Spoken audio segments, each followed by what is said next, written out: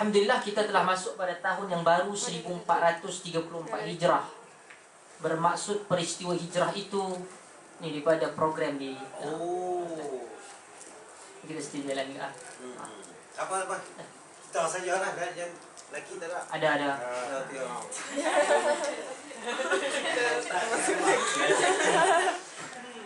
Jadi apabila Hijratul Rasul SAW 1434 Hijrah, kita sambut dan juga kita ingat kembali. Kalau kita lihat di Malaysia, ramai orang mendapat anugerah Ma'al Hijrah. Dan kadang-kadang kita tengok orang yang dapat tu pun kita tak tahu apa yang dia sumbangkan kepada Islam sehingga diberikan Tukuh Ma'al Hijrah. Sayyidina Umar yang memulakan pengiraan hari tahun hijrah itu sendiri tidak pernah pun diberikan Tukuh Ma'al Hijrah. Okey.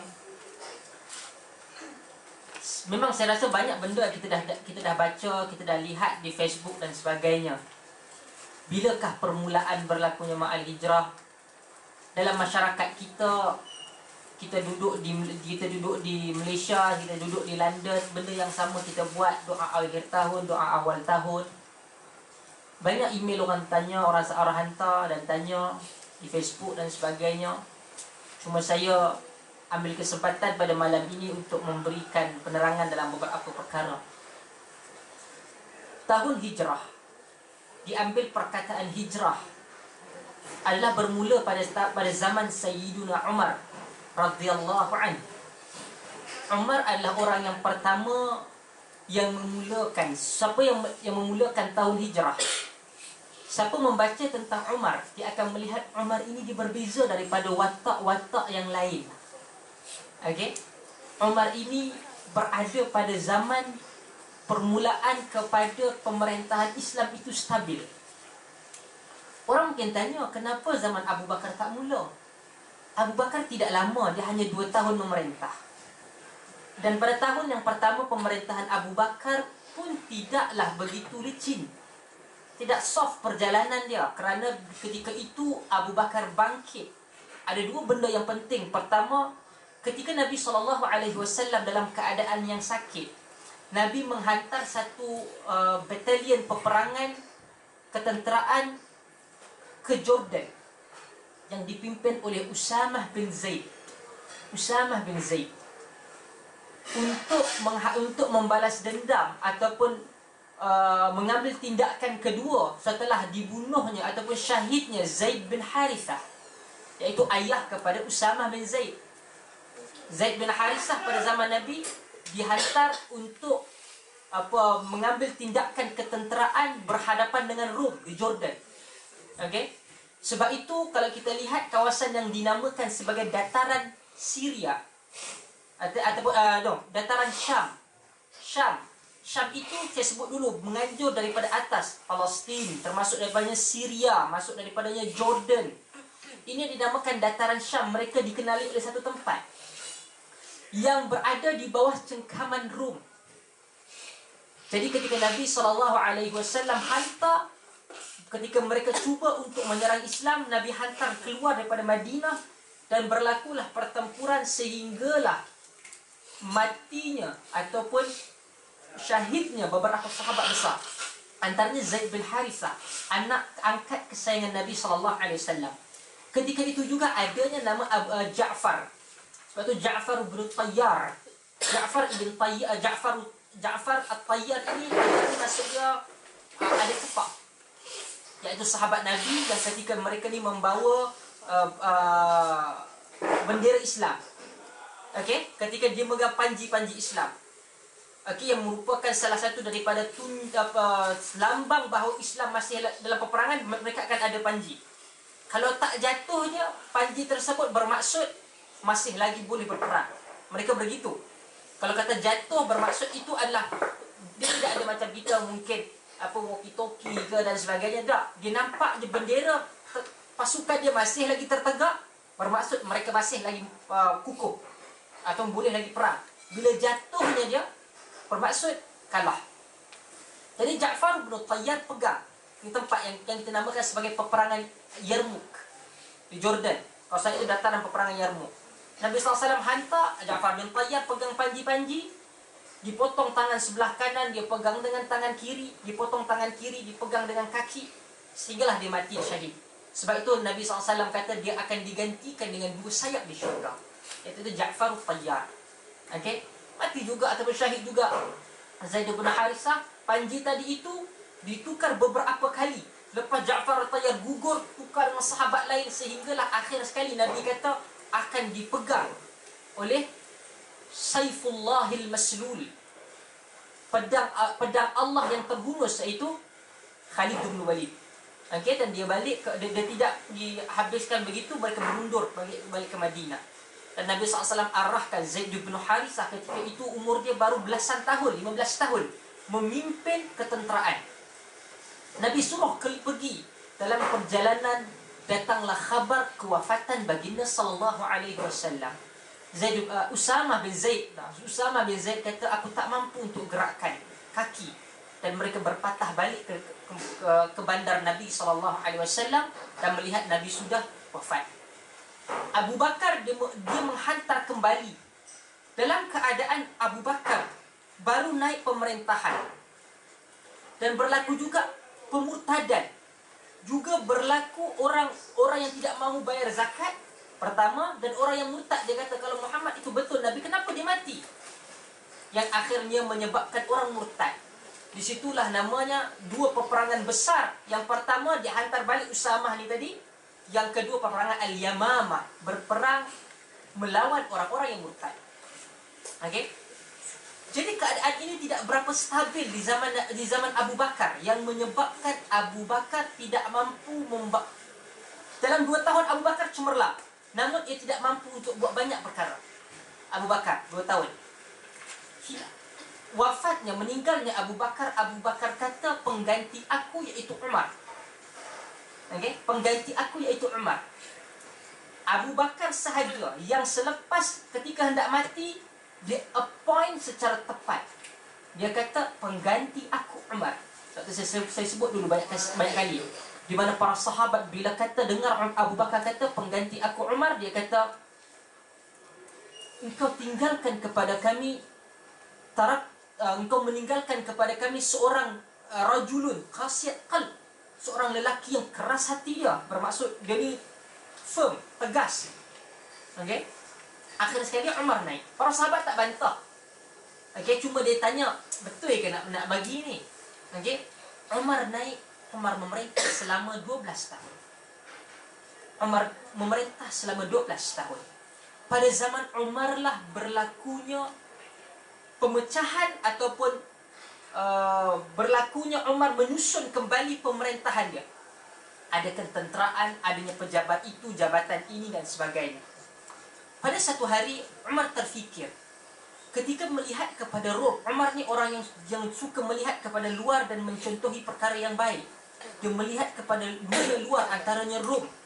Rom mempunyai kalender dia sendiri, menggunakan sistem matahari, Masihi. Bermula daripada kematian ataupun bagi mereka matinya Jesus ataupun Isa, bermula iaitu AC dan AD dan BC. Okey, daripada permulaan tersebut kematian Jesus. Dan juga mereka menggunakan sistem solar untuk menyusun perkara-perkara yang kita gunakan, Januari, Februari dan sebagainya. Apabila Umar ambil benda ini, Umar kata umat Islam perlukan kepada satu susunan kalender. Islam tidak punya tahun. Arab ketika itu tidak punya tahun, termasuk Islam pada ketika itu. Tetapi mereka mempunyai bulan, daripada Ramadan, Safar, Muharram dan sebagainya. Cuma tahun tak ada. Sebab itu kalau tanya pada Arab ketika itu, bilakah lahirnya Muhammad sallallahu alaihi wasallam? Bilakah kelahiran Nabi? Dia akan jawab tahun gajah. Apakah signifikan tahun tersebut? Tahun gajah. Ada orang nak langgar kita dengan gajah. Jadi kata, oh tahun ni tahun gajah. Kalau tiba-tiba banyak pula di Mekah kucing, tahun kucing pula. Okey? Sebab dia tidak ada tahun. Oh tahun 1, tahun 2 tak ada. Dia ambil nama tahun gajah. Okey? Jadi bermulanya pada tahun tersebut Umar mula berfikir, Jadi bila kita nak mulakan tahun pertama Islam, yang pertama ada cadangan menyatakan kata, oh mungkin kita boleh mulakan dengan tahun bermula daripada tahun kelahiran Nabi SAW. Umar tolak. Orang cadangkan, oh mungkin kita boleh ambil pada tahun kematian Rasulullah. Umar tolak. Orang kata, kenapa tidak kita mengambil daripada hari ataupun tahun hijrahnya Nabi SAW? Umar terfikir, oh, permulaan kepada perubahan dunia Islam adalah pada hijrah. Jadi Umar memilih hijrah. Kata antara sarjana Islam, antaranya Dr. Abdul Qadir Abu Faris. Dr. Abdul Qadir Abu Faris ini adalah tokoh dalam bidang hadis di Jordan sekarang. Antara salah seorang daripada ahli parlimen Ikhwanul Muslimin di Jordan. Okay, Dr. Abdul Qadir Abu Faris. Dia kata, kenapa Umar menolak? Kerana Umar tidak mahu mengambil contoh daripada Kristian yang mengagung-agungkan kelahiran Jesus. Okey, daripada teks-teks yang palsu, dia menyatakan Jesus lahir pada tarikh 25 Disember. Pergi kepada teks asal, Jesus tidak lahir pada tahun 25 Disember. Okey, ini adalah pandangan-pandangan bid'ah dalam Kristian lah. Okey, sebab itu kita tengok pandangan-pandangan ini dibantah di dalam sarjana Kristian, kesarjanaan Kristian sekali. Dia kata mana ada pokok Christmas, tidak ada pakaian pederi, tidak ada, itu semua dipertolak. Itulah di antara asas-asas penolakan Lutheran. Cuba baca. Dia bantah perkara-perkara ini. Kerana benda-benda ini tidak ada dalam Kristian yang asal. Tengok bagaimana zaman tersebut pertumbungan antara kelompok yang diasaskan oleh Martin Luther dan juga Katolik di Rom. Mereka bertembung bila tengok pakaian Pope dia. Dalam bahasa Arab dipanggil baba. Okey? Mereka pakaiannya hebat. Adalah kadang tanjak, adalah bunga, adalah ini cincin dan sebagainya. Bagi Martin Luther, dia mengatakan ini tidak ada asas di dalam Kristian. Dan bahkan tidak boleh eksklusifkan perkara tersebut. Yang menyebabkan dia bangkit dan bantah perkara tersebut. Dan berlakulah pertembungan besar di antara Katolik dan juga Protestan yang terpecah banyak, Lutheran, Evangelis dan sebagainya. Okey? Jadi Umar tidak mahu, kata sarjana Islam, bahawa dia tidak mahu ambil hari kelahiran Nabi kerana ia akan menyerupai doktrin-doktrin dalam Kristian. Walaupun kita juga seronok meraihkan hari kelahiran Nabi, dan Nabi SAW pun tidak menganjurkan perkara tersebut. Okey? Dia tidak ada masalah kita nak ingat Nabi, banyak perkara, banyak occasion yang kita boleh. Tetapi apabila pengkhususan itu kadang-kadang berlakunya masalah. Okey, berlakunya masalah. Jadi, adakah ketika dan Saidina Umar sendiri ketika mengambil, okey, hijrah ini adalah titik permulaan kepada kalender Islam. Satu hijrah bermaksud dikira bermula daripada penghijrahan baginda Nabi SAW. Dan mereka juga berbincang, dia kata, dan kita nak mulakan kalender kita dengan bulan apa? Ada yang kata kita mulakan dengan bulan Ramadan. Umar kata tak sesuai.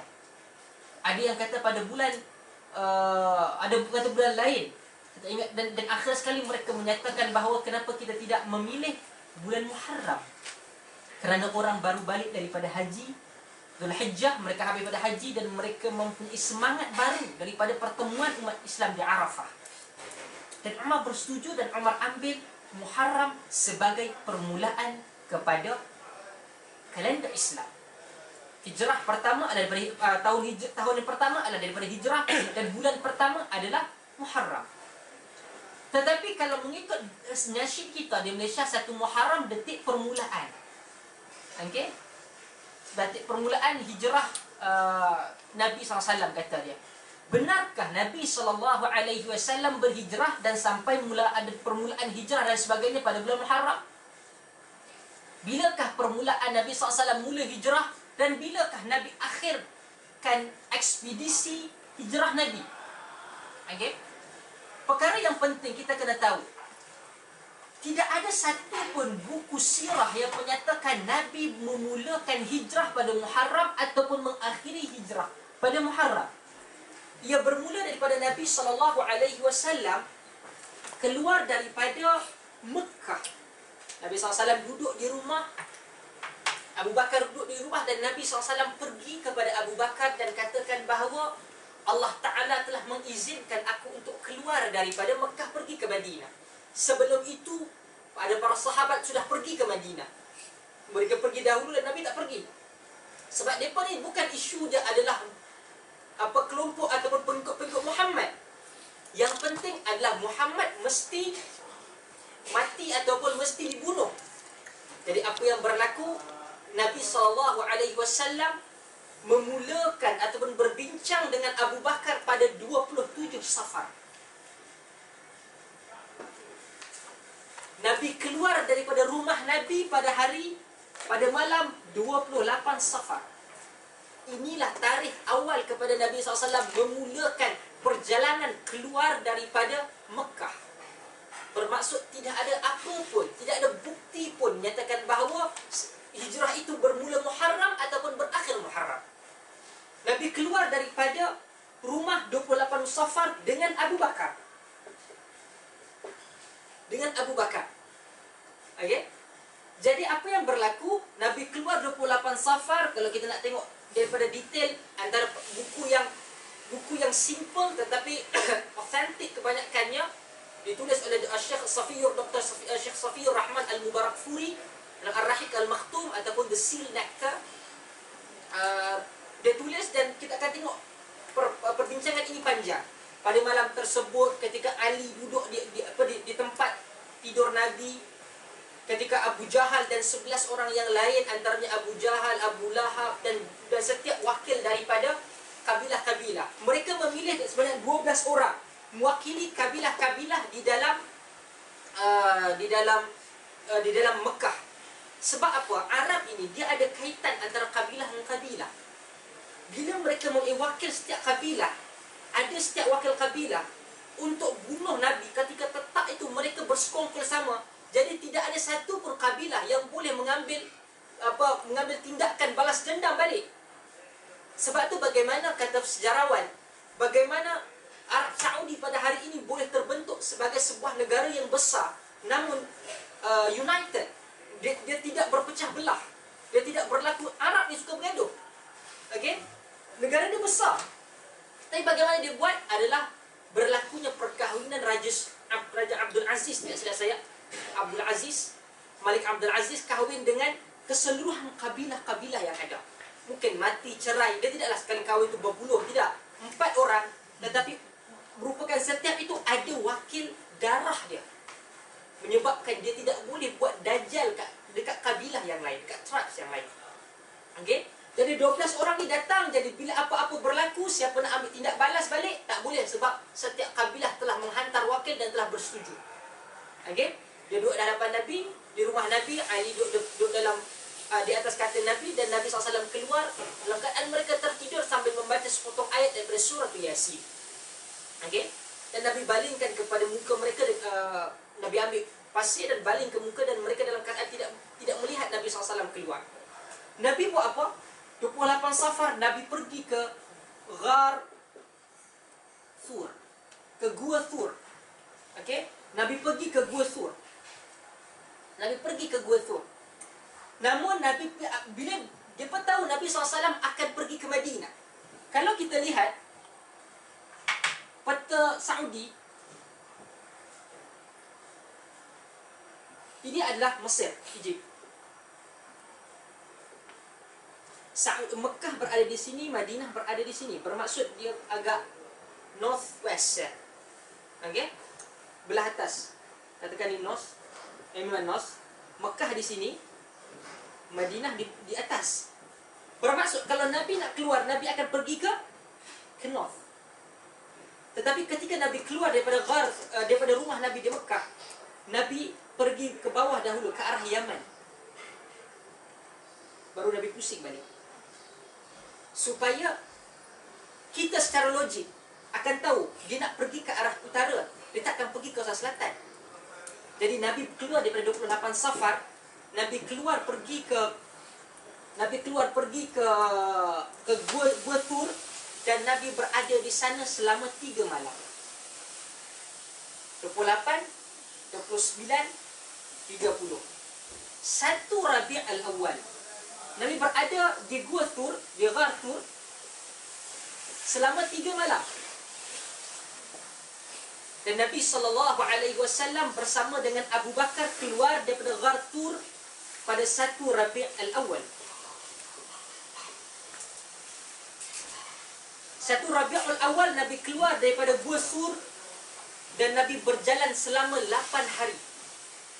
Nabi berjalan bersama dengan Abu Bakar 8 hari. Ketika Nabi berada di Gua Sur, Nabi diberi bantuan oleh Abdullah ibn Abu Bakar. Abdullah ibn Abu Bakar iaitu anak kepada Abu Bakar. Dia hantar susu dan daging. Okey, dia hantar susu dan daging. Dan berada di Gua Sur, Nabi SAW berada dalam Gua Sur. Nabi duduk di dalam Gua Sur bersama dengan Abu Bakar. Ketika itu adanya mungkin binatang-binatang yang berbisa nak kenakan pada Nabi ataupun nak sengat Nabi. Abu Bakar tutup lubang-lubang tu, menyebabkan dimakannya ataupun digigitnya tangan Abu Bakar, kaki Abu Bakar, sehinggalah Abu Bakar tahan menangis dengan Abu Bakar kerana tidak tahan lagi bagaimana mungkin sengatan-sengatan makhluk-makhluk kecil ni yang menyebabkan air mata dia tumpah pada Nabi SAW. Apa yang berlaku? Nabi terbangkit. Nabi tengok kepada Abu Bakar. Nabi kaya Abu Bakar, kenapa engkau wahai Abu Bakar? Itu antara mertua dan juga anak menantu. Okey? Mertua itu Abu Bakar, menantu adalah Nabi SAW yang berkahwin dengan Aisyah. Nabi lihat kepada Abu Bakar, Nabi ludah pada kesan muka pada Abu Bakar dan hilang begitu sahaja. Selama 3 hari, ketika Nabi SAW duduk di bawah ataupun dalam gua itu, Nabi dalam gua bahagian bawah, Nabi nampak kaki-kaki mereka sedang cari Nabi. Abu Bakar kata, ya Rasulullah, aku bimbang dia dapat tahu nampak kita kalau dia jenguk saja. Riwayat berkaitan adalah burung merpati, adalah web laba-laba dan sebagainya tu. Kalau web kita pasang tak ada web laba-laba dan sebagainya, itu semua riwayat yang dhaif. Riwayat ini tidak kuat. Namun Nabi SAW duduk di dalam dan nampak kasut mereka ataupun kaki mereka. Abu Bakar bimbang. Abu Bakar takut Nabi dicederakan. Sebab itulah kata Aisyah, apabila kata kamu semua tidak akan mampu lawan ataupun kalahkan bapa aku, bukan kerana amalan dia, bukan kerana apa yang dia lakukan, tetapi apa yang berada tersemat di jiwanya kepada baginda Nabi SAW. Dia nampak dan Allah kata, diamlah wahai Abu Bakar, uskut ya Abu Bakar, diam. Apakah engkau menyangka ketika kita berdua, wallahu thalithuhuma, dan Allah yang ketiga? Lepas tu kata Nabi SAW, la tahzan, innallaha ma'ana. Janganlah engkau berduka cita, Allah bersama dengan kita. Ini perkataan Quran yang Allah rakamkan. Jadi Abdullah bin Urakid ini membantu tunjukkan jalan di mana batu-batu yang tak, kawasan perbatuan yang tidak boleh lalu dan sebagainya, dia tahu. Dan Nabi SAW juga bersama dengan Abu Bakar dibantu oleh Ibn Fuhairib, yang mana dia bawa, ketika Nabi SAW berjalan dengan Abu Bakar, ditunjukkan oleh Abdullah bin Urakid, adanya orang lain yang membawa kambing-kambing, okey, untuk menutup jejak jalan Nabi SAW. Okey, jalan Nabi SAW. Sebab bila kita berjalan, kalau tidak ada angin pasir, akan nampak kesan. Jadi Abdullah bin Furaihid ini, dia datang dan bawa kambing untuk hapuskan benda. Nabi lalu dahulu, dia akan tinjau ada tak kafir Quraisy nak kejar, dan dia berjalan, dia bawa kambing untuk tutup jalan tersebut. Lihat Nabi SAW. Mungkin kita nampak, oh Nabi ni kelam kabut, nak keluar pada Madinah. Tetapi Nabi SAW keluar dengan ada strategi. Sebab itu bila kita nak dakwah, bila kita nak buat satu kerja sebagai seorang Muslim, dia bukan satu kerja yang tidak tersusun. Nabi SAW keluar pergi ke hijrah, Nabi juga ada tersusun. Ada juga perancangan Nabi. Abdullah bin Furahid datang bantu untuk jalan-jalan, untuk kesan Nabi SAW daripada ditangkap oleh kafir Quraisy. Walaupun kita selepas itu nampak antaranya nama-nama seperti Suraqah ibn Malik. Jumpa dapat kesan Nabi. Bila dia dengar di Mekah, dia kata, oh dapat 1000 ekor unta. Jadi dia kejar, dia tahu. Dia cerdik. Dia kata Muhammad tak akan straight forward ya. Katakan pergi daripada South nak pergi ke North, dia akan ikut jalan yang selalu orang pergi. Tak. Dia akan pusing tempat lain. Abdullah bin Suraqah bin Malik tahu. Suraqah bin Malik tahu. Sehinggalah 3 kali dia berhadapan dengan Nabi, dia kejar, jatuh kuda dia. Okey, tersungkur 3 kali sehinggalah dia dalam keadaan yang tidak dapat jalan dah. Nabi SAW pergi kat dia dan Nabi sapa ya, dia kata, ya Suraqah, hendakkah engkau, sekiranya engkau melepaskan aku ini, aku janjikan mendapat gelang emas Raja Parsi, Maharaja Parsi. Okey, engkau lepaskan aku pergi ke Madinah, kau tak ganggu perjalanan aku janjikan engkau dengan gelang Maharaja Parsi. Maharaja Parsi dia ada gelang emas, terkenal. Kehebatan dia dengan gelang emas dia, seorang kenal ya, Raja Parsi. Pada hari tersebut Nabi SAW tak sampai pun di Madinah lagi. Tetapi dia kata, macam kita kata, aku hari ni aku akan bagi kat engkau jam yang Obama pegang. Pakailah ni. Mana-mana itu yang dia pegang. Pun kau rasa. Kita rasa gila. Hari ni mungkinlah satu hari kita boleh tiba-tiba kita jadi teroris ke apa kan. Kita boleh serang, kita menang, mungkin. Tapi hari itu hampir mustahil. Hampir mustahil. Macam Nabi SAW cerita, aku Isra dan Mi'raj pergi naik ke langit ke-7.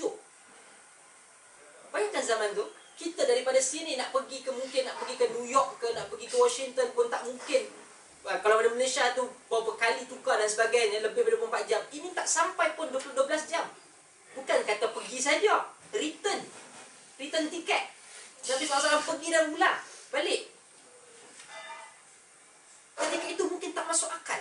Tapi Suraqah bin Malik kata, tak rugi ya. Dia kata, dia lepaskan. Nabi wafat, Parsi tak jatuh. Abu Bakar meninggal, Parsi tak jatuh. Umar datang. Bila dapat Parsi jatuh, Umar pergi. Umar yang mengambil gelang emas tersebut dan serahkan di hadapan Suraqah bin Malik. Allah mengajarkan Suraqah bin Malik ketika zaman Umar, dia kata, inilah janji Muhammad bin Abdullah sallallahu alaihi wasallam. Menangis para sahabat, nyatakan bahawa sadaqa Rasulullah sallallahu alaihi wasallam, benarlah janji Rasulullah sallallahu alaihi wasallam. Suraqah panggil dan dipakai dan ditunjukkan, itulah apa yang telah dijanjikan oleh Nabi SAW. Ini masih hijrah, tak habis lagi. Suraqah bin Malik kejar, Nabi janjikan dan Nabi lepas. Apa yang berlaku perjalanan yang dibantu oleh Abdullah bin Uraiqid, Ibn Furahid dan juga gangguan Suraqah bin Malik dan sebagainya, Nabi sampai di mana? Di Quba. Pada 8 Rabi' al-Awwal.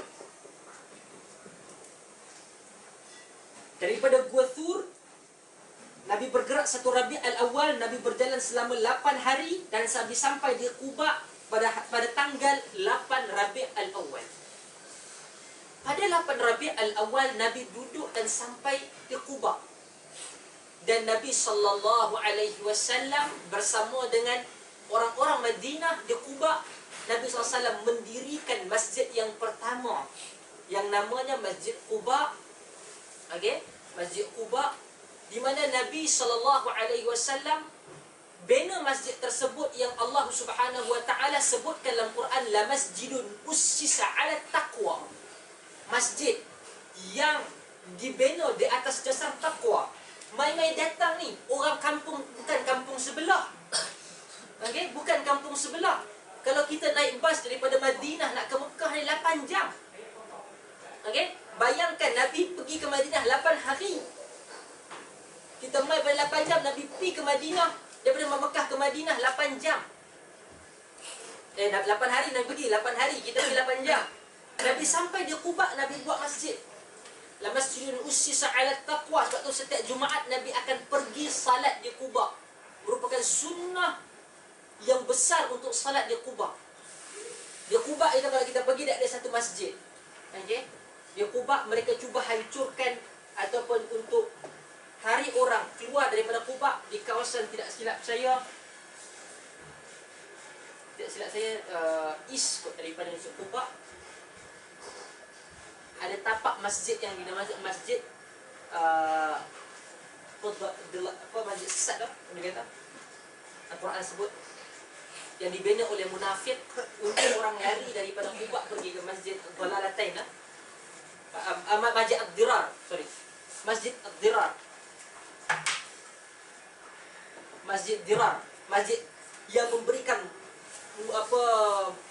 benda-benda yang memudaratkan umat Islam.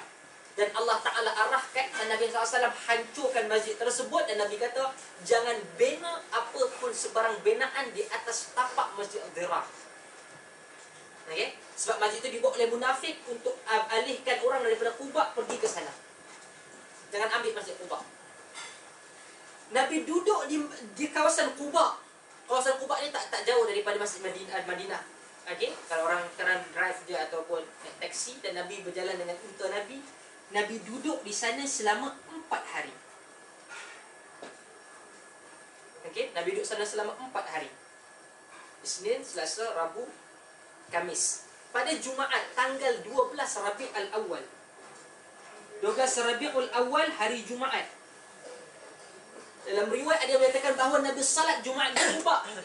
Tapi dalam perjalanan Nabi hendak pergi ke Madinah, Nabi salat Jumaat di satu wadi, di satu kawasan perkampungan. Okey? Nabi salat Jumaat yang pertama, dan pada selepas daripada salat Jumaat Nabi bergerak pergi ke Madinah, dan Nabi sampai ke Madinah pada 12 Rabiul Awal hari Jumaat. Sampainya betul-betul di Madinah, ketika orang menyambut Nabi dengan Tala'al Badru Alaina. Okey, dengan nyanyian tersebut oleh orang-orang perempuan dan kanak-kanak perempuan menyanyikan kedatangan Tala'al Badru Alaina kepada Nabi pada tanggal 12 Rabiul Awal selepas daripada waktu salat Jumaat. Nabi sampai di Madinah. Kalau tanya pada kita, ia tidak ada kena-mengena langsung dengan Muharram. Okay? Mungkin orang kita boleh buat lirik baru daripada lagu rasmi Ma'al Hijrah. Okay? Tak, mungkin daripada kita ada yang setengah daripada kita tidak berapa jelas ataupun tidak berapa teliti dalam melihat perkara-perkara ini. Jadi kita setuju bahawa siapakah orang yang pertama meletakkan kalender Islam, iaitu siapa buat? Umar. Orang tanya, dia kata, Ustaz, ada hadis Nabi kata baca doa awal tahun, akhir tahun. Is it right or wrong? Totally salah. Sebab itu dalam hadis senang ya. Umar yang buat benda ni zaman Nabi tak ada. Tiba-tiba dia kata benda ini sunnah. Agama suruh baca doa awal tahun, akhir tahun. For sure ia bukan datang daripada Nabi. Takkan belajar jauh-jauh pun still lagi lembab lagi nak faham benda tersebut kan? Okey? Tapi kadang-kadang bila orang di public orang tanya, kata Ustaz ikut hari tu ada majlis di sekian tempat, kata kita cakap benda ni tak semua orang. Kadang Allah Ta'ala bagi dia pandai sampai ke tahap maksimum ambil sijil pun. Okey? Tapi bila Allah Ta'ala tak berikan hidayah, kita pun letih. Tak mau gaduh. Tapi tu panggil tahun gajah tu daripada bulan berapa sampai bulan berapa? Macam mana? Kan masa Nabi lahir kan ada tahun gajah kan? So kata tak ada lagi sistem tahun ni, tapi ada bulan. So tahun gajah tu dari bulan berapa ke bulan berapa? Tahun dia berapa banyak bulan? Dia sistem bulan itu ada. Yelah, tahun tak ada.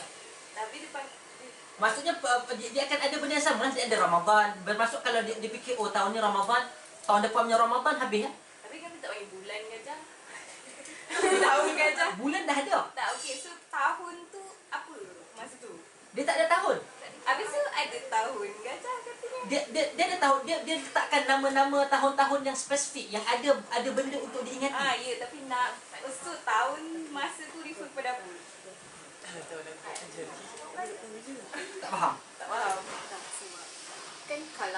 kita bilang tahun, ada start dari bulan 1 sampai bulan 12. So means ada awal, ada akhir. So means kalau dah ada definisi tahun gajah, means Ustaz cakap tadi ada bulan. Means ada permulaan dan ada akhir lah. Logically kita orang fikir lah. So is it make sense? So apa benda? Dia ada benda, dia tidak tersusun. Okay, dia tidak macam kita. Kita akan ada besok dah masuk 360 tahun, 360 hari. Jadi dia kira setahun. Cuma dia ambil benda yang simple. Dia ambil perkiraan yang simple. Kami kenang tahun ini sebab berlakunya sesuatu. Tapi perkataan tahun tu dah ada ke belum? Tahun itu ada. Yang secara umum lah, am. Dia tak ada khusus. Dia tak ada. Macam kita masuk 1 hijrah, 2 hijrah, 3 hijrah, dia ada. Kenapa tahun itu berlaku? Kerana pusat mereka, iaitu Kaabah hendak dihancurkan. Diingati tahun itu kerana penghancuran itu hendak dilakukan dengan fil, dengan gajah. Jadi mereka ingat benda tersebut. Tapi dia orang 12 bulan tu memang dah ada. 12 bulan ada. Sistem tu ada. Sebab tu ada Ramadan, ada Safar, Rabiul Awal, semua itu ada. Nama-nama itu ada. Sebab zaman Nabi pun Nabi sebut Nabi puasa kita akan mula berpuasa pada Ramadan. Sebab nama bulan itu ada. Tapi nama tahun itu secara tersusun tidak ada. Nama bulan tu Nabi yang tentukan ke ataupun sebelum tu memang dah ada sistem bulan? Sebelum itu dah ada. Sebelum Nabi ada pun, belum Nabi lahir pun ada. Jadi antara benda-benda yang penting di dalam Muharram, benda-benda yang penting dalam Muharram adalah antara yang ditunjukkan oleh sunnah. Antara orang yang ditunjukkan oleh sunnah adalah 2 hari yang penting, iaitu Tasu'a dan Ashura. Tasu'a ia datang daripada perkataan Tis'a. Perkataan Tis'a.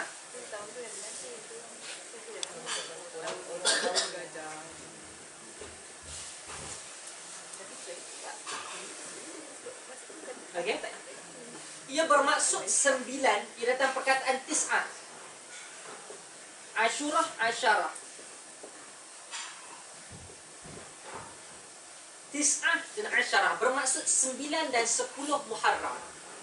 9 dan 10 Muharram. Datang kepada Nabi SAW Yahudi. Dia kata ketika Nabi SAW puasa Ashura, mereka juga kata mereka juga berpuasa Ashura. Dan mereka kata kami ini berpuasa Ashura kerana kami meraihkan Musa yang diselamatkan dalam Bani Israel. Jadi Nabi SAW dengar dan Nabi kata, nahnu ahaqqu bi Musa minkum. Aku ini berhak ke atas Musa lebih daripada kamu. Daripada merupakan sunnah kita puasa dalam bulan dan dalam hari yang ke-10 dalam Muharram, iaitu Ashura. Nabi kata diampunkan dosa 10 diampunkan dosa pada ketika 10 Ashura, 10 Muharram itu tahun yang sebelumnya, sanatul madiyah, tahun yang sebelumnya. Dan Nabi SAW kata, sekiranya aku sempat untuk berpuasa pada tahun hadapan, aku akan puasa juga pada hari 9 Muharram. Namun Nabi SAW wafat pada tahun itu. Namun Nabi dah ada niat. Nabi kata aku akan puasa pada 9 Muharram, dan Nabi wafat. Jadi dari sunnah untuk 9 dan 10 Muharram. Adalah banyak dalam riwayat Israiliyat kata Ashura ini adalah datang daripada pada hari itu juga Nabi Nuh itu diselamatkan dan juga tersadai kapalnya di atas bukit Judi. Banyaklah benda-benda yang lain. Ini semua riwayat Israiliyat yang kita tidak tahu kesahihannya. Cuma masalahnya kita jadikan benda ini terlalu besar, sehingga kan adalah di kalangan mereka yang buat terkenal dengan benda-benda seperti bubur Ashura, dengan bubur surah. Diletaklah semua benda, diletak semua benda dan dia dimasak. Haram ke kita nak makan bubur Ashura ni, Ustaz? Tak. Isu dia adalah akidah. Orang kata kat saya sedap ke tak? Saya tak pernah rasa. Tapi cuma kita tahu bubur Ashura ni kalau kita tengok dia letak banyak benda. Ada pernah buat dia letak banyak benda. Sebab apa dia letak banyak benda? kerana datang daripada prinsip ataupun falsafah Nabi Nuh, kata dia. Ketika Nabi Nuh berada di dalam kapal, ketika hari di mana mereka tersadar, ketika itu banjir, tidak ada makanan, dan mereka kumpulkan apalah makanan yang ada pada dalam kapal tersebut, dan dikumpulkan semua benda dan diletakkan dalam satu bekas dan dimasaklah bubur Ashura. Itulah sebenarnya falsafah dia. Okey? Tapi inilah yang kita katakan, benda-benda Israiliyat ini apabila terlalu diagung-agungkan ataupun disibukkan, difokuskan terhadap perkara tersebut, ia akan menyebabkan kita lari daripada fokus sebenar Quran. Okey? Kita tak, kadang-kadang cakap kat orang Ashura, dia tak ingat puasa Ashura. Dia ingat apa? Kubur Ashura. Sedangkan sunnah mengajar kepada puasa Ashura. Sebab itu ketika kita lihat Nabi Allah Nuh alaihi salatu wassalam yang hidup 950 tahun, cerita tu tak tahu dah bagaimana mihnah ataupun ujian yang dikenakan kepada Nabi Allah Nuh, tapi dia ingat bubur Ashura. Tak kisahlah Nabi Nuh jadi apa, tapi aku punya bubur Ashura mesti jadi. Okey? Itu yang menyebabkan nak buat tak ada masalah. Kita tak kata larang atau haram dan sebagainya, tetapi fokus benda yang sebenar. Okey, sila. Riwayat Israiliyat tu Taurat ke apa? I mean to them. Okey. Riwayat Israiliyat pada asalnya nama Israel betul. Bermaksud daripada Bani Israel. Tapi kata Al-Imam Zahabi, ia dimasukkan juga riwayat Kristian. Bermaksud riwayat asalnya adalah Nabi SAW diberikan beberapa riwayat tentang As-Sabiqah. As-Sabiqah bermaksud umat-umat terdahulu. Nabi lahir Nabi Muhammad SAW, sebelum daripadanya banyak rasul dan banyak anbiya. Okey. Sebelum daripada Islam datang kepada Nabi SAW, ada dua agama samawi. Agama langit, iaitu Yahudi, okey, dan juga Nasrani. Okey, Yahudi dan juga Kristian. Okey. Dua agama yang valid pada ketika zaman mereka. Dan pada zaman mereka juga adanya Yahudi beratus ataupun beribu nabi, dan juga ramai di kalangan rasul. Kristian iaitu Nabi Allah Isa alaihi salatu wassalam datang kepada Nabi sallallahu alaihi wasallam beberapa ketika selepas daripada itu, terbinalah Islam. Dan datang daripada mereka yang masih lagi Kristian dan Yahudi pada zaman Nabi memeluk Islam. Jadi bila kita cerita tentang, sebagai contoh, kita baca surah Nuh. Allah kata, inna arsalna nuhan ila qaumihi an anzir qaumak. Dan ketika kami utuskan Nuh kami utuskan Nuh untuk memberikan risalah kepada kaum mereka, kaum kamu. Okey? Masuk di kalangan ini juga adanya orang Kristian dan juga masuk adanya orang Yahudi. Dia dengar, oh Quran sebut pasal Nuh, dia kata, oh kami ada cerita tentang Nuh. Okey? Kami dulu Kristian, kami dulu Yahudi. Yang masuk pun orang-orang yang tokoh-tokoh besar dia, ustaz-ustaz dia, ulama-ulama dia. Dia pun dulu, sebab dia masuk Islam kerana dia baca Taurat, dia baca Injil. Injil memberikan karakteristik seorang Nabi akhir zaman. Dia lihat kepada Muhammad, dia kata, inilah apa yang Injil, inilah apa Taurat kata. Jadi dia masuk Islam. Tapi bila Nabi SAW cerita, para sahabat riwayat daripada Nabi, dia kata, oh Nuh, oh Isa, oh Musa. Okay? Jadi dia kata, kami dengar dulu cerita-cerita ni. Jadi bila dia cerita benda tersebut, orang lain juga dengar. Dan orang lain meriwayatkan sampailah kepada kita. Okay? Cerita itu, Nabi SAW kata, yang datang daripada Israiliyat ini, kita tidak boleh mudah-mudah mengiyakan, dan kita juga tidak boleh untuk menolak secara total. Kita kata kita diam, selama mana ia tidak ada nas yang menyokong dia, dan tidak ada nas yang menolak dia. Okay. Yahudi sekarang is still Yahudi, or Yahudi sekarang is Zionis? Yahudi sekarang ada Yahudi dia, ada juga Yahudi sekarang Zionis. Yahudi ni agama. Okey? Dia ada agama. Yahudi ni dia ada satu perangai. Yahudi ni ada satu perangai di mana dia merasakan bahawa dia satu-satunya bangsa yang terpilih, the chosen one. Okey? Jadi selain daripada dia adalah orang yang patut menjadi hamba dia ke dan sebagainya. Sebab prinsip ini jugalah apa Hitler dia bangsa apa? Aryan. Yang mengatakan bahawa dia tak boleh, dia juga merasa bahawa dia ada the chosen one juga. Jadi tak bolehlah the chosen one lawan the chosen two. Okey? Jadi mereka terpaksalah untuk lawan, untuk menghapuskan. Sebab tu kenapa dia naik. Dan dia juga kata penyakit dan sebagainya. Okey? Jadi apa yang berlaku, Yahudi kekal dengan dia. Sebab tu kita akan tengok ada tokoh-tokoh Yahudi yang bagus. Tapi Zionis ini yang ingat ataupun yang prinsip untuk penghapusan orang lain selain daripada dia. Meletakkan orang yang bawah daripada dia. Okey? Cerita panjang. Saya pun kadang-kadang tidak tepat dalam benda tu. Tapi ada Yahudi yang bagus. Yahudi yang berpegang kepada apa yang mereka percaya dalam kitab mereka. Okey? Zionis ini dia bukanlah terlalu kuat sangat agama. Okey? Tetapi dia dia lebih kepada benda tu. Zaman politik. Apa? Kepada untuk penubuhan dia terhadap, dia tidak nak kata dia nak martabatkan agama dia sangat, tidaklah.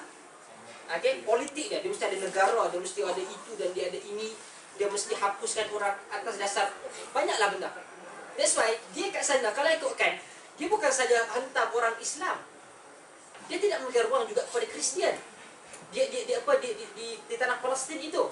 Jadi dia ambil semua orang, dia asal dia sahaja yang dapat selesai. Okey? Itu dia.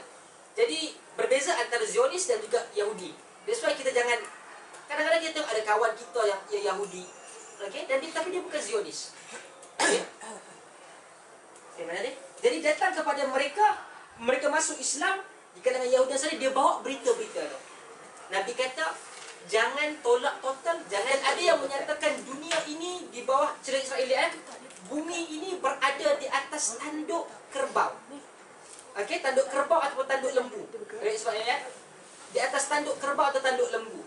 Dan lembu ini berada di atas belakang wheel. Itu paus. Okey?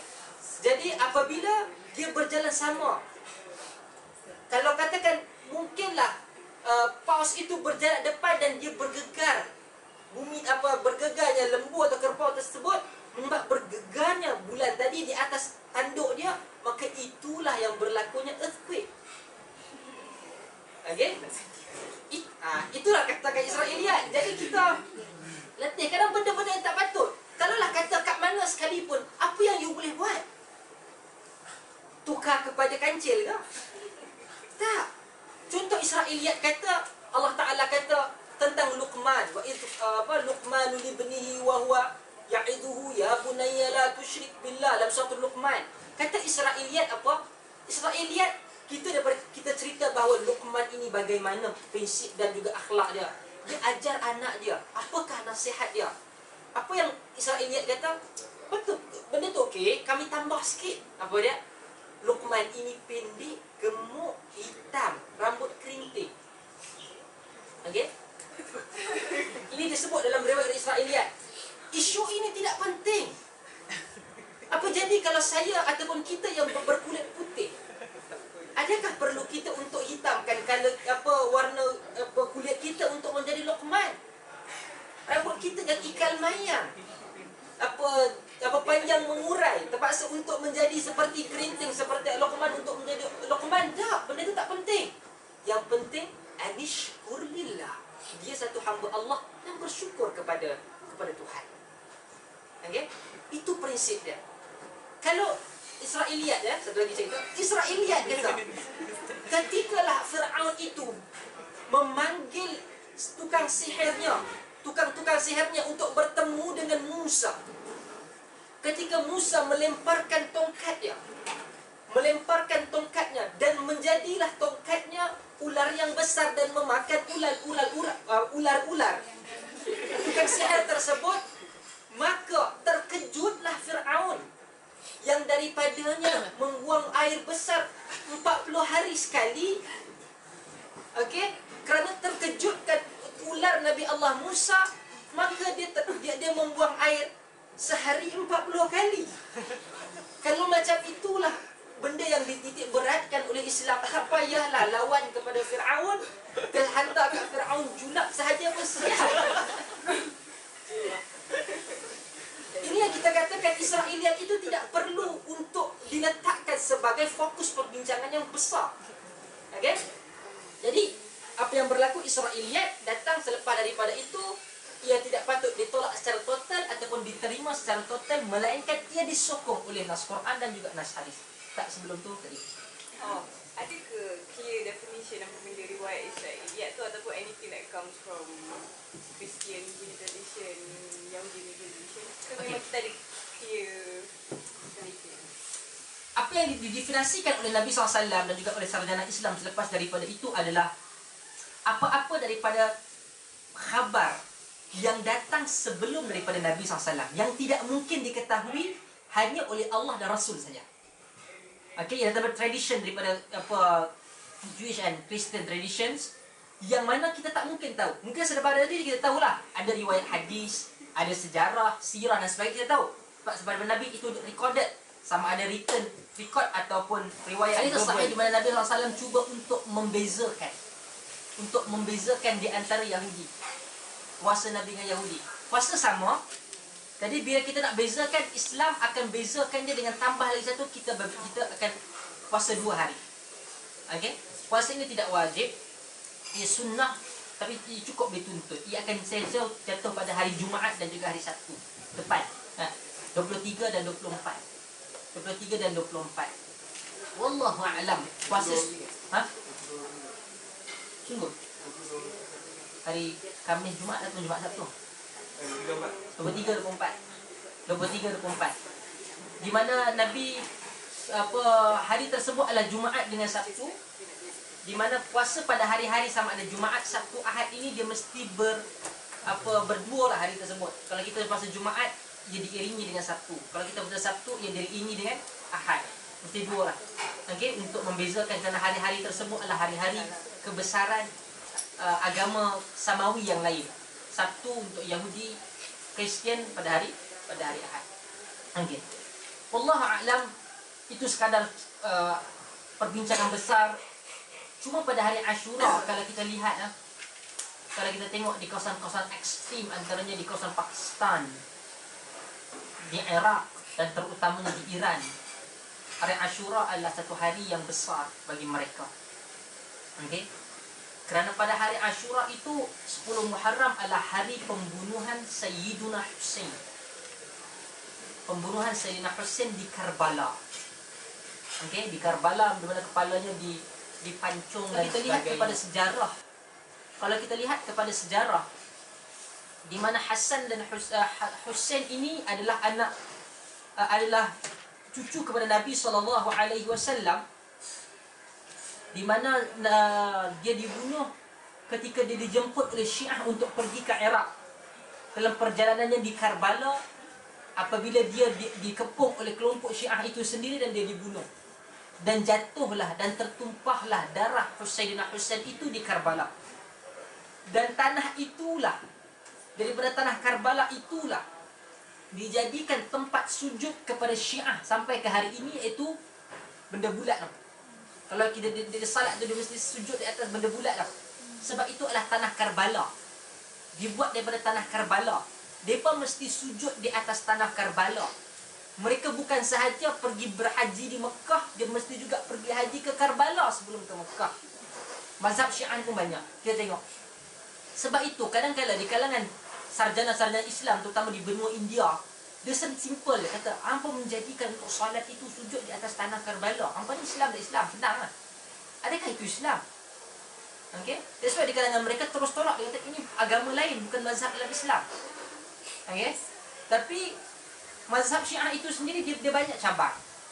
Dia banyak cabang. Tetapi pada hari ini semuanya berkiblatkan kepada Iran, yang merupakan kebanyakan akidah dia, fundamental belief dia adalah terkeluar daripada Islam. Okey, dia ada satu, sebab saya pernah sebut juga pada awal tahun ni di Marah House dulu, saya sebut benda tersebut tentang Syiah, bagaimana akidah dia ada akidah raja'ah. Ada akidah raja'ah. Raja'ah ni datang dari perkataan raja'ah, balik. Sebelum kiamat, ketika zaman-zaman Imam Mahdi tersebut, Sayyidina Ali akan dibangkitkan semula, resurrection dia bangkit dalam bentuk jasad. Dalam waktu tersebut juga Sayyidina Ali bangkit secara bentuk jasad ini dilahirkan ataupun dibangkitkan semula. Abu Bakar dan Umar juga akan dibangkitkan. Untuk apa? Untuk Sayyidina Ali pergi bunuh dan sembelih kedua-duanya. Itu adalah akidah raja'ah. Okey, dalam Syiah. That's why kita katakan, kalau kita berbicara tentang Syiah, kalau tengok baca saya punya status Facebook dan sebagainya, saya entah bukan sebab kita bukan kata apa pasal apa kita bezakan Syiah. Oh, sebab Syiah ni tak pakai kopiah, kita pakai kopiah. Dia pakai kopiah, kita tak pakai kopiah. Serban dia besar, serban kita kecil. Serban kita kelepek, serban dia ngembang. Bukan isu tu. Isu akidah. Ali akan bangkit, dia akan sembelih dan bunuh Abu Bakar dan Umar. Isu ni besar sebab apabila politik cuba dicampur dan juga di pegangan politik, Syiah dengan Khawarij ada dua kelompok yang datang selepas dari pembunuhan Ali. Ia datang kerana pegangan politik itu, dia idea politik. Bila ada idea politik itu, dia cuba support dia dengan agama. Asas agama tidak sebut benda tersebut. Syiah sebagai contoh, dia kata dia nak angkatkan politik kepimpinan Ali. Dia nak support Ali, dia nak puja Ali. Terpulanglah kadang-kadang kita tengok pemimpin kita tu bagaikan malaikat yang tidak pernah buat salah. Tak apa. Okey, itu kita punya silap lah. Tapi bila you nak percaya, kata oh dia ni pemimpin saya sayang dan sebagainya, terpulang lah. Macam mana nak kata apa pun, nak puji melambung-lambung apa. Tetapi bila pujian itu dimasukkan dengan agama, oh Quran kata, sunnah kata, okey, tu apa, agama menyatakan bahawa Sultan ini bagaikan bayangan Tuhan di bumi. Nampak tak apa isu di situ? Jadi seakan-akan dia Tuhan. Tidak boleh dikritik dan dia apa kan? Jadi itu yang bermasalah. Bila kita bantai Syiah, apa kita tolak idea dia, dia akan kata hang kafir. Khawarij bila tak agak dia, hang kafir. Jadi isu dia itu. Isu dia itu. Okay, bukannya politik itu mengikut apa yang Quran kata, sunnah kata, tetapi apa dia punya pegangan politik, Quran and sunnah try to justify apa yang dia kata. Itu yang bermasalah. Okay, jadi Syiah datang, antara Ashura ini dia akan pukul badan. Dia akan pukul badan, dia akan pukul anak dia supaya sedih ni, sedih. Macam Hindu lah. Dia Hindu ke Buddha, yang dia paksa supaya Hindu dia paksa, kalau orang mati tu paksa nangis. Walaupun dia suka orang tu mati, tapi dia akan dibayar supaya menangis. Menangislah, tunjukkan bahawa benda ni sedih. Setiap kali Ashura dia akan pukul badan. Toreh semua ni. Macam apa bukan di Bali apa? Taipusan lah, tunjuk habis bagaikan dia sedih kan. Kerana inilah satu agama di mana mereka ini mempertahankan ataupun hidup hanyalah nostalgia kedukaan. Tak pernah. Pergilah kuliah dan ceramah, dia menangis. Oh, kenalah. Dia akan kata, dia menyatakan Umar ini bunuh Fatimah. Berkata Umar bunuh Fatimah. Fatimah ketika itu dalam keadaan mengandung. Umar bakar pintu rumah Fatimah. Umar sepak jatuh atas Fatimah, mati. Habis itu sahabat lain buat apa? Tengok saja kan. Sebab itulah Umar ini, kalau kita tengok Abu Bakar selesai tak ada apa. Zaman masuk pada Syiah ini bangkit ketika pembunuhan Uthman. Okey? Pembunuhan Uthman. Umar juga dibunuh. Umar dibunuh oleh Syiah ini dibunuh. Syiah ini naik digerakkan pada asalnya oleh Abdullah ibn Sabah. Ahli sunnah secara umum akan melihat bahawa namakan karakteristik ini wujud. Abdullah ibn Sabah. Sebab itu kata Muhibbuddin Al-Khatib, dia kata apa-apa sahaja dosa selepas daripada pembunuhan Uthman, sehinggalah perpecahan umat hari ini ditanggung oleh dan juga dikongsi bersama oleh Abdullah ibn Sabah, kata pengkritik sejarah Muhibbuddin Al-Khatib. Abdullah bin Sabah, satu Yahudi daripada Yaman, Sana'a, yang masuk ke dalam Islam. Okey, dan berbuat yang banyaklah menyatakan bahawa andanya dia tak puas hati bila dia seorang Yahudi besar di Yaman datang ke Madinah, Umar tak sambut besar-besaran. Okey, jadi dia tak boleh buat apa zaman Umar. Zaman Uthman yang agak lembut, yang menyebabkan dia dibunuh dan digerakkan pemberontakan, dibunuhnya Khalifah Uthman bin Affan. Umar juga dibunuh. Umar dibunuh oleh Abu Lu'lu'ah. Oleh Abu Lu'lu'ah. Ada yang menyatakan Abu Lu'lu'ah ini Islam, tapi yang masyhur menyatakan dia Majusi. Abu Lu'lu'ah. yang hari ini dia disembah dan juga diraikan di Iran. Setiap tahun ada satu hari khas bahawa dia akan diraikan di Iran kerana keberjayaan dia untuk membunuh Umar Al-Khattab. Umar ni dia tak suka foreign workers banyak sangat time tu di Madinah. Sampai kejar lah.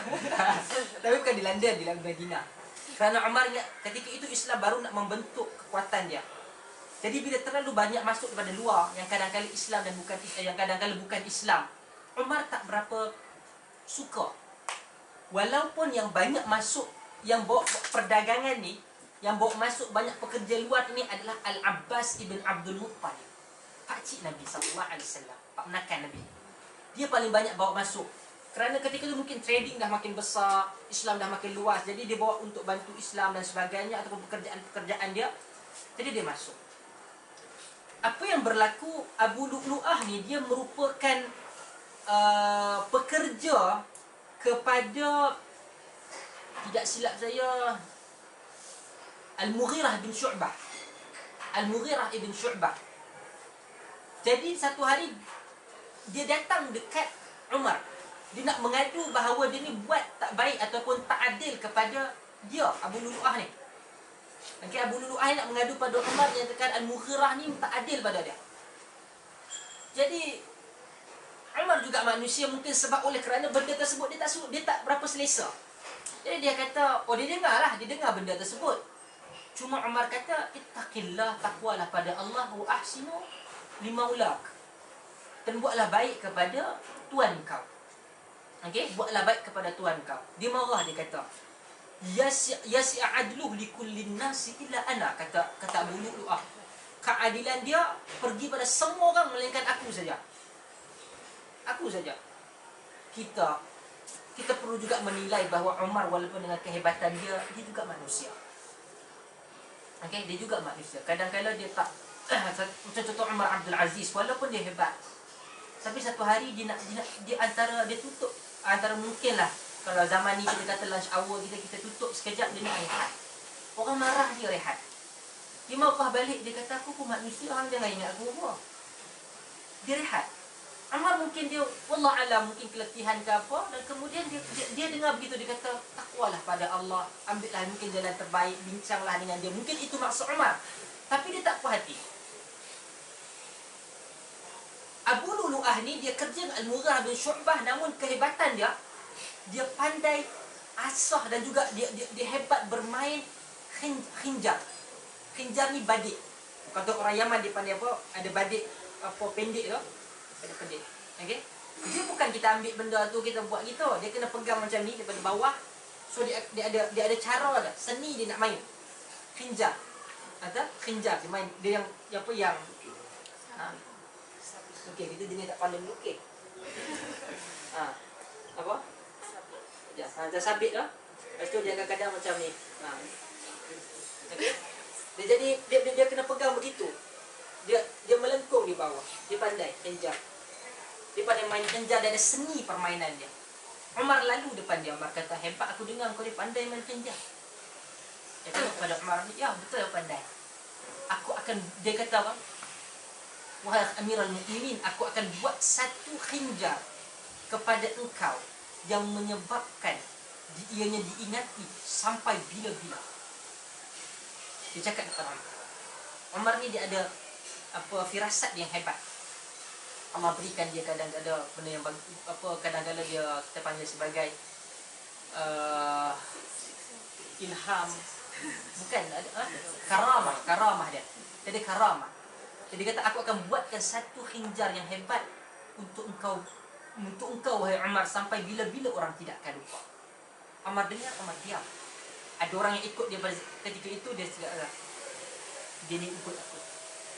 Dia sedang mengikut aku, kata Umar. Orang yang selalu ada pada dia adalah Abdurrahman ibn Auf. Abdurrahman ibn Auf ni adalah orang yang kepercayaan dia, di mana yang akan ikut selalu dia. Abdurrahman ibn Auf ini pada zaman dia juga adalah adanya Muawiyah. Muawiyah adalah gubernur di Syria, di Damsyik, yang dipilih, yang dilantik, appointed by Umar sendiri. Sampaikan satu hari ketika Abdul Rahman ibn Auf yang ikut dengan Umar, Muawiyah nak jumpa dia. Time tu Umar marah dekat Muawiyah, ada isu. Muawiyah ni badan dia besar. Umar ni tahu lah hebat dia ni. Jadi dia ni apa, kira hero lah. Saya cerita Umar ni hero, tak ada siapa berani sentuh dia. Abdul Rahman Auf ikut dia. Muawiyah panggil nak jumpa dengan dia. Umar keliling, Umar tengok dia, Umar nampak Muawiyah, Umar jalan laju. Umar jalan laju, Abdul Rahman pun jalan laju ikut dia. Muawiyah tak boleh tahan dia. Dia badan besar. Muawiyah badan besar. Kata, ya Amirul Mukminin, ya Amirul Mukminin. Umar tak layan, malah lagi laju kan. Sampaikan Abdul Rahman ibn Auf tegur Umar. Dia kata, "Tahadda, engkau ni telah penatkan dia, kesian kat dia." Sebab Abdul Rahman yang kata macam tu, Umar diam. Umar tengok dia. Umar siapa? Dia kata, "Aku dengar engkau ni pasang guard tak nak rakyat jumpa kau, betul lah?" Sebab itu rupanya Umar marah dia.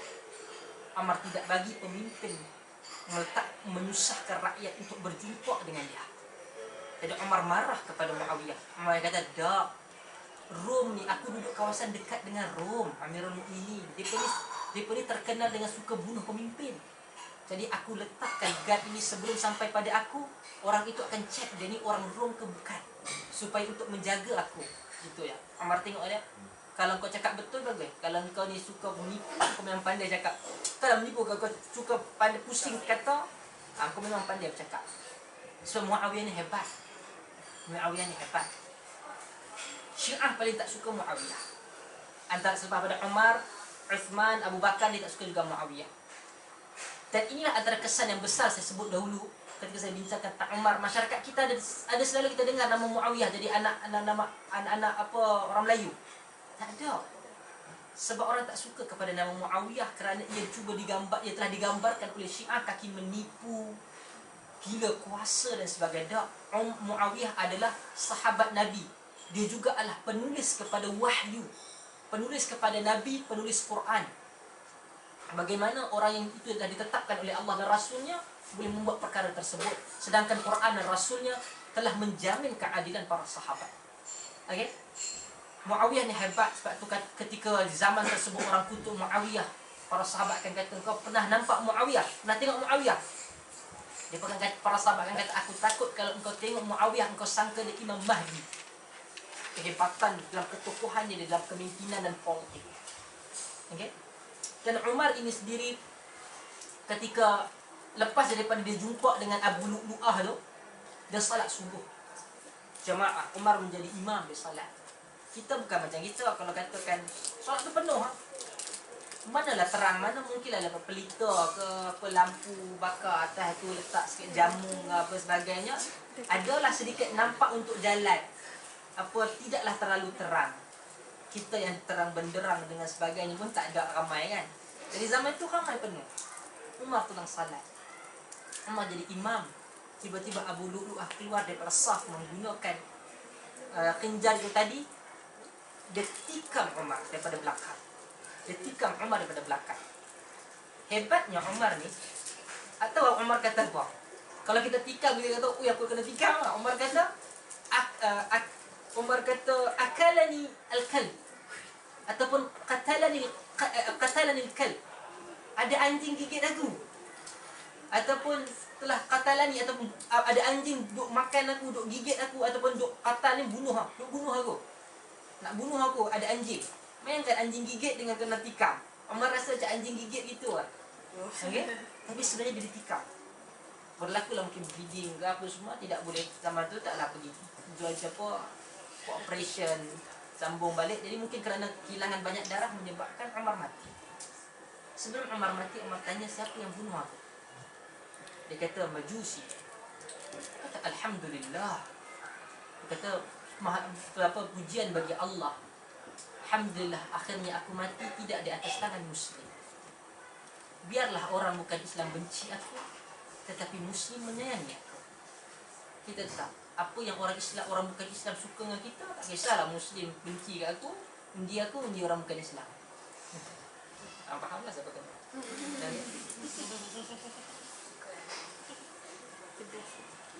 Sebab itu kalau kita lihat Umar ini dia berbeza. Umar ni satu susuk tubuh yang berbeza. Umar ini dia pentingkan manusia yang kualiti. Di zaman dia, dia suka bercerita tentang modal insan. Ini bahasa Pak La. Mungkin tentang modal insan. Dia bila dia duduk satu hari dengan para sahabat yang lain, sahabat-sahabat dia duduk mungkin dengan dia dalam majlis begini, dia duduk, dia kata tamannau, dia kata cerita apa yang hampa nak, cerita apa yang kamu nak, sebut ni lagi tak sirah, bukalah baca, ada semua. Dia kata tamannau, cerita apa yang engkau ceritakan tentang impian engkau. Sahabat ni semua cerita. Dalam riwayat dia kata, aku mahukan bilik ataupun tempat aku ini dipenuhi dengan emas untuk aku letakkan di atas jalan Allah Azza wa Jalla. Aku nakkan harta yang banyak, aku hendakkan itu dan ini untuk ke jalan Allah Azza wa Jalla. Tapi bila Umar sampai pada Umar yang tanya, akhir sekali Umar jawab. Umar kata, "Lau kuntu mutamanniyan lan tamannaitu makanan mamlu'an birijali ka'amthali Abu Ubaidah bin Jarrah." Riwayat yang lain dikata disambung dengan Mu'adz bin Jabal. "Lau kuntu mutamanniyan, kalaulah boleh aku ini bercita-cita dan berimpikan sesuatu, akan aku mahukan satu bilik ataupun satu tempat yang dipenuhi oleh lelaki-lelaki seperti Abu Ubaidah al-Jarrah ataupun Mu'adz bin Jabal." Umar kata manusia inilah yang mampu untuk memberi manfaat kepada beribu orang daripada satu manusia. Sebab tu kadang-kadang kita nak invest kepada satu orang yang bagus lebih baik daripada kadang-kadang kita bagi tak ketuan hala duit. Kadang-kadang kalau kita satu orang yang jutawan apa, kita cari manakah orang yang boleh berbakti kepada agama, kepada negara, kerana daripada dia satu mungkin dia boleh pecahkan banyak benda. Kita pergi suka hati bagilah duit kat mana-mana kat orang ni, yang orang pula pun bukan boleh percaya. Okey? Satu orang kalau kata ada satu budak kita tahu dia bagus, kita bagi kat dia duit, dia belajar macam mana dia bercakap kepada umat, dia mampu membawa negara, pembangunan negara, ekonomi dan sebagainya dimanfaat lebih besar. Okey, dari Datuk Umar dia suka orang pada modal insan manusia. Abu Ubaidah al-Jarrah daripada dia orang yang lembut, cakapnya manis, dia tidak seperti orang lain, namun pendiriannya tetap, perkataan dia kejam, maksudnya kukuh, tidak seperti manusia yang lain. Sebab itu hijrah, kalau kita katakan hijrah itu merupakan satu titik kepada perubahan banyak manusia. Nabi SAW duduk di Mekah, mungkin orang masih melihat kepada saudara dia sendiri. Tetapi Abu Ubaidah al-Jarrah ketika pergi ke Madinah, dia meninggalkan kaum kerabatnya. Abu Bakar, Bilal, ketika tinggalkan Mekah, demam. Macam mana kalau katakan kita ni duk first time tak pernah tinggalkan mak ayah. Belum lagi sampai ke London, atas A380 tu pun dah menangis, dah demam.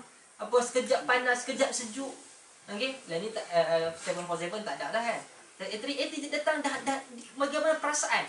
Itu pergi bukannya kerana kita dihalau, kerana kita nak pergi kerja ke ataupun kita nak pergi belajar je. Ini bukannya kerana kita nak pergi mana Mu'adz, nak pergi mana Bilal saja, nak pergi melancong ke Madinah. Sebulan baliklah ke Mekah dah. Dihalau. Aku tak nak engkau nak pergi berambuslah pergi ke Madinah. Bukan saja begitu, aku jumpa tengah jalan aku bunuh apa. Itu apa yang diberikan kepada para sahabat ketika hijrah. Bilal dan Abu Bakar sampai mereka demam, rindu kepada Mekah.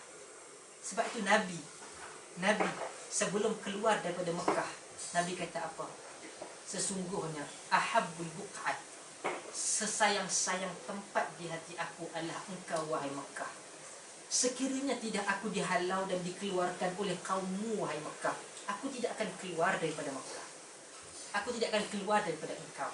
Namun aku telah dihalau dan pergi ke Mekah, aku pergi ke tempat lain.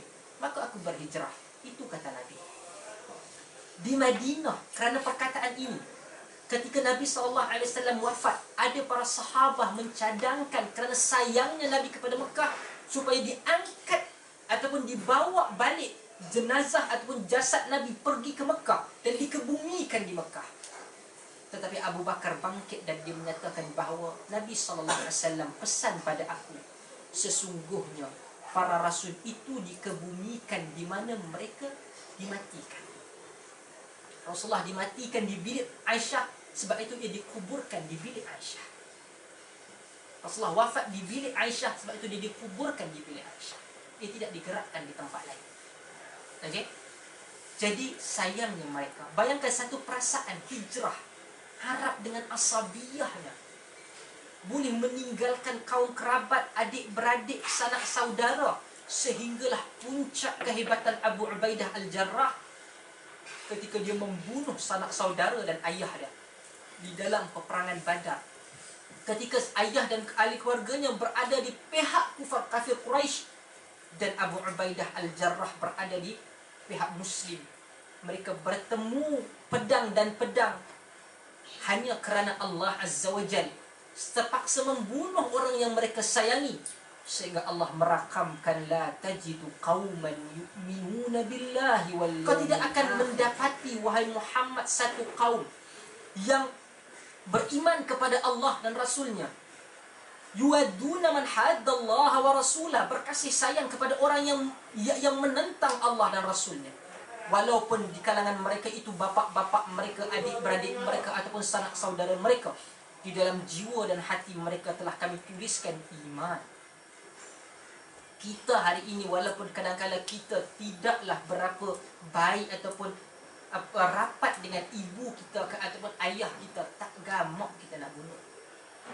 Tetapi apabila ketika mereka sayang, dipenuhi kasih sayang, namun mereka terpaksa berdepan kerana mereka tidak membenarkan Islam bergerak ke hadapan, bahkan cuba untuk membunuh kekasih Allah dan Rasul. Kekasih Allah itu Rasul. Maka tidak ada pilihan melainkan untuk berhadapan dengan mereka. Sebab itu Rasul, Nabi SAW kata, aku, Allah dan Rasul SAW itu perlu menjadi keutamaan dalam kehidupan kita, melebihi daripada jiwa dan manusia keseluruhan. Nabi tegur Umar. Umar kata, aku sayang engkau Rasulullah atas segala-galanya melainkan aku. Nabi kata, la ya Umar, tidak Umar, tak. Dan Umar kata, aku sayang kepada engkau ya Rasulullah melebihi diri aku dan wan nasi ajma'in, dan manusia keseluruhan. Nabi kata, wal-an ya Umar, wal-an, dan sekarang yang betul, sekarang yang betul. Jadi kita datang Maulidur Rasul, kita sambut Maulidur Rasul, datang hijrah, kita hijrah apa, sambut dan sebagainya. Kasih baik kat sini, sejuk, tak ada yang buat nak belarak dan sebagainya. Okey. Banyak benda kita buat namun lari daripada kefahaman sunnah yang sebenar. Bacalah Quran, biliklah sejarah, baca dengan mata hatinya. Melayu dan kebanyakan bangsa dunia dan juga Arab dan juga Islam sekarang, Muslim sekarang, banyak kita angan-angan.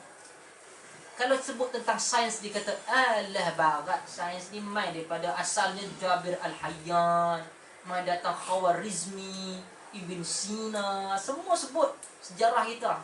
Tapi dia tak buat apa, dia bangga dengan orang lain, dia menyimbang lah. Islam ni yang buat semua ni, datang sains Islam ni yang buat Ibn Firas, apa buat kapal terbang. Habis hang buat apa? Aku menyimbang. Dia boleh cakap, kita memang suka bangga dengan apa yang telah, yang sejarah history itu kita bangga. Kita tak nak buat our story, kita buat history, cerita dia, kan? Cerita dia, kita tak nak buat our story. Sudahlah, daripada buat kita tak apa. Itu masalah kita. Bila Islam, bila ada hikmah al-hijrah, kita tak tahu apa yang perlu dihijrahkan untuk kita. Okeylah, aku bilang kat pagi tadi 3 km letih berpeluh, duduk dekat PICC, okey. Kadang kita ni hadis. Tapi kata, hadis ni juga diriwayatkan sekian, dengan jalan yang sekian. Padanya perbincangan pada tahap sekian, bermaksud dikritik ataupun dikritikal dalam isu tersebut. Okey. Namun dalam keadaan contoh Ibn Katsir, tokoh hadis, Ibn Katsir antaranya salah seorang ulama tafsir yang pakar dalam bidang hadis dan disebutkan nama dia Al-Hafiz Ibn Kathir. Okey. Dalam orang kita, masyarakat kita, dia letak nama dia, contoh nama dia lakab Al-Hafiz. Maksud dia Hafiz Quran. Tapi dalam ulama dalam benda ni tidak menjadi tradition Islam. Tidak ada orang kata dia hafal Quran jadi akhirnya taklah hafiz. Sebab seseorang nak tokoh dalam Islam, dia wajib hafal Quran. Hafal Quran adalah pre-requirement. Okey, bukan requirement. Bukan requirement, pre-requirement untuk you masuk dalam apa ketokohan kesarjanaan Islam. Okey? Nak kata you belajar fiqh macam apa, belajar hafal Quran? Tak. Dia kena. Sebab Quran ni benda yang asas. Dia hafal Quran, baru tengok tafsir dan sebagainya. Jadi dalam ilmu Islam, siapa yang nama di hadapannya Al-Hafiz, bukanlah nama dia Hafiz, okey? Okey, nama dia ada gelaran dia Al-Hafiz. Okey? Bermaksud jadi tokoh dalam bidang hadis. Juga kalau kita tengok ada orang Al-Muhaddis. Okey? Al-Muhaddis ni di bawah daripada Al-Hafiz. Al-Hafiz ni hafal beratus ribu dan kemudian dia boleh tahu banyak ilmu-ilmu dan boleh kritik. Kalau kita tengok kebanyakan mereka yang bukan Al-Muhaddis, dia takkan dapat Al-Hafiz ini. Penulis saya benarlah. Al-Hafiz Muhammad bin Ismail bin Ibrahim Al-Mughirah Al-Bukhari. Itu nama sebenarnya. Nama Al-Imam Al-Bukhari ni Imam Bukhari. Tak, itu bukan nama dia. Nama dia adalah, kalau panggilan betul dia, Al-Hafiz, kerana dia pakar dalam bidang hadis. Dia Amirul Mukminin fil hadis, khalifah dalam hadis. Nama dia Muhammad bin Ismail. Nama Al-Imam Bukhari adalah Muhammad. Bapa dia siapa? Ismail. Muhammad bin Ismail bin Ibrahim, tok dia Al-Mughirah Al-Ju'fi. Ju'fi ni apa? Disandarkan kepada kaum yang mengislamkan kaum dia. Al-Bukhari, Bukhari ni apa? Kepada tempat dia Bukhara. Imam Muslim, dia Muslim, nama dia Muslim. Al-Hafiz, Al-Imam Muslim. Al-Hafiz Muhammad bin Isa At-Tirmizi. Okey, Al-Hafiz. Kadang-kadang mereka ini yang bukan dalam bidang hadis, dia tidak digelar benda tersebut. Okey, melainkan sebagai contoh orang tak panggil Al-Hafiz Al-Imam Syafi'i, tak, kerana dia melampaui daripada perkataan tersebut. Ini tokoh-tokoh sarjana yang lebih tinggi daripada Al-Imam Syafi'i, Al-Imam Malik, walaupun dia lebih hebat dalam hadis. Al-Imam Ahmad, guru kepada Al-Imam Al-Bukhari. Dia tak panggil Al-Hafiz Al-Imam Al-Ahmad bin Hanbal, tetapi Al-Imam dia lebih tinggi daripada perkataan Al-Hafiz itu. Ini satu benda gelaran yang tidak orang kata Al-Imam Ahmad, dia ni hafal Quran tak? Ke hafal hadis ke? Tak ada orang tanya. Yang tanya tu dia memang masalah. Okey? Okey, macam dia tanya Stephen Hawking dia tahu fizik ke? Macam tu. Okey, tapi Al-Imam Ahmad dia lebih pada itu. Okey? Jadi apabila para ulama hadis betul Al-Hafiz Ibn Kathir, ada juga kadang-kadang terlepas satu dua kesalahan riwayat yang dikatakan sebagai Israiliyat dalam tafsir Ibn Kathir. Manusia begitu.